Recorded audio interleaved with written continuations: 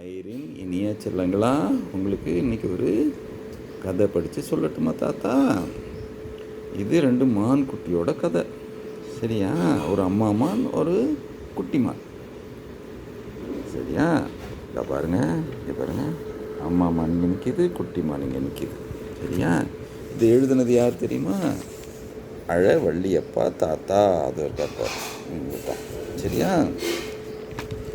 இப்போ தாத்தா படிக்கிறேன். திரும்பி வந்த குட்டிமான். ஒரு காடு. மரத்தடியில் 2 புள்ளிமான்கள் படுத்திருந்தன.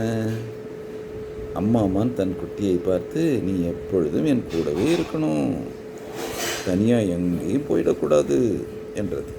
ஏம்மா தனியாக போகக்கூடாதா? நான் நல்ல வேளையாக இந்த காட்டில் சிங்கம் புலியெல்லாம் இல்லை, இருந்தால் நம்மை அடித்து சாப்பிட்டு விடும். ஆனாலும் வேட்டைக்காரர்களால் எந்த நேரமும் நமக்கு